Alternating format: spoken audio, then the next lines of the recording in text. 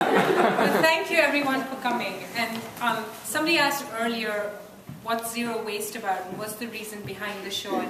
And is this show anti-fashion? Because I think all of you who buy clothes or follow fashion know that fashion is all about change. It's all about buying a lot of clothes, and the idea of sustainable design or zero waste could be seen as being against fashion. And my answer to that is that this show is not about being anti-fashion, it's about being pro-design.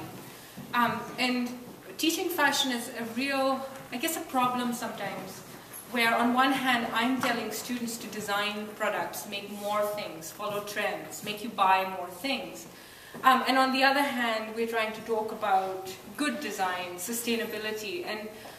And one of the, I guess my main sort of reasoning behind this show was to be able to provoke a viewer to think about concepts that could create beautiful fashion, beautiful clothing, but it was good for us, it was good design, it had value, it had a story. And I feel that that's really important for us to have things that have that kind of value behind them. So one of the things, of a few examples of a few people who really inspired this show were obviously Mason Martin Magella, a label, a designer who I followed for many years, and the fact that a lot of people call them avant-garde or call his work avant-garde, but to think about recycling and think about clothes that are so beautiful at this level. So that was an early inspiration for this idea. I was also following the work of Timo Rissanen, whose work you see at the back, his PhD on zero waste pattern making, which new knowledge in the field of pattern making doesn't come often, and he was really breaking new ground and thinking about patterns that reduce production waste, which I don't know how many of you are aware, but all of the clothes we're wearing can create up to 15 to 20% fabric waste. That's before we buy them and throw them away. So his PhD was looking at the engineering of design and how it can be less wasteful. And Holly, who you see at the back, was a student of mine, and again, brilliant in her pattern making, and she was, exploring ways that you could make clothes that were well designed but also good for you. And that's some of what went into thinking about the show.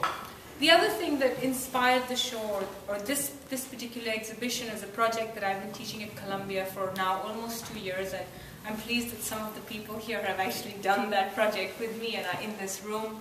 And I called it the No Waste or the Zero Waste project, where I encourage students to think about making clothes that could eliminate waste. And the response that I had from that project was very, very positive.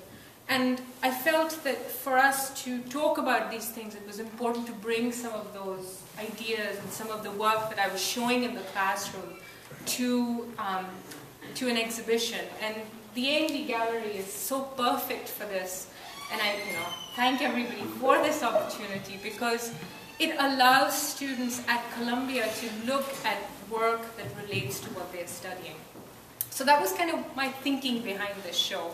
I also wanted to put together an exhibition that wasn't really only about beautiful clothing, but things that could make you think about what you own and what you buy, what we buy, and really respect design, because I really want all of the students that go through Columbia to be valued for the effort they put into good design. Derek's piece, I feel, was such a wonderful experience to be part of.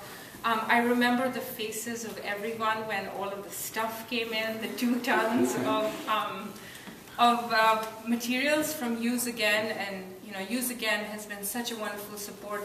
I know some of you are wondering what's going to happen to all of this stuff. Please don't worry, it will all go back and be recycled. We didn't want to create any waste through the show.